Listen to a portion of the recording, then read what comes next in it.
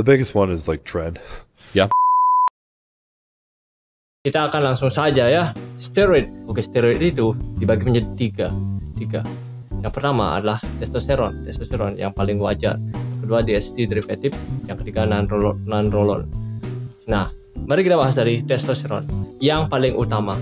Ketika kalian memasuki sebuah cycle, testosteron harus ada dalam cycle tersebut. Kenapa? Oke, simpelnya begini. Kalau kalian menggunakan AAS, maka testosteron alami kalian shutdown. Jadi, apapun cycle-nya harus isi testosteron. Untuk lengkapnya kita bahas di video selanjutnya. Yang pertama, testosteron derivatifnya itu ada Equipose atau boldenone yang kita kenal. Yang kedua, dianabol. Ini yang paling banyak beredar di masyarakat. Yang ketiga, helotestin. Yang keempat, turinabol. Nah, begitu. Jadi testosteron itu akan maupun derivatifnya akan berubah metabolit menjadi DHT derivatif dan estrogen. Kalau estrogennya tinggi, jadi kutilnya ini akan cewek. Kalian pasti banyak melihat pas kejuaraan kemarin kan, yang besar di Indonesia itu. Yaitu salah satu efek samping jika estrogennya tinggi. Dan prolaktin tinggi juga bisa menyebabkan itu. Yang kedua adalah DHT derivatif.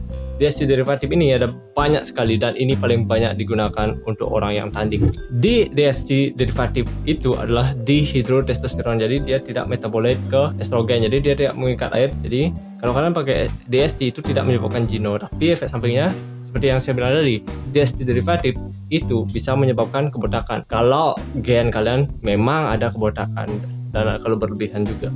Biasanya orang kombinasi testosteron dan DHT. Kenapa? Karena DHT ini dapat mengurangi estrogen kita. Jadi dia dapat menekan estrogen, jadi nggak terjadi jino juga. DHT derivatif ini yang pertama adalah masteron atau rostanolon. Ini banyak sekali dipakai untuk contest prep. Teman-teman saya juga banyak pakai ini. Yang kedua primobolan atau metenolon. Yang ketiga anafar ini steroid yang paling aman ya. Nanti kita bahas di part-part selanjutnya ya. Yang ketiga anadrol ini buat bulking, buat power biasanya.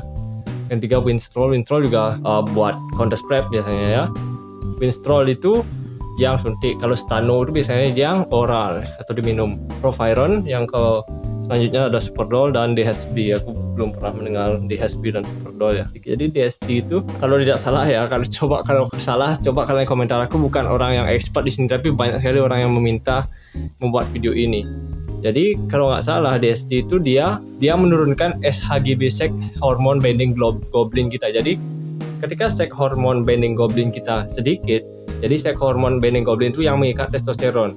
Jadi ketika itu semakin rendah SHGB-nya, maka testosteron yang terikat menjadi sedikit, maka free testosteron kita menjadi meningkat. Free testosteron itu lebih penting daripada jumlah testosteron kita, karena itulah yang dipakai untuk membentuk otot. Jadi fungsi DHT itu seperti itu kinerjanya. Jadi yang ketiga adalah non-roll-on atau 19-NOR. Ini yang paling powerful biasanya di bodybuilding. Trenbolone dan Restolone.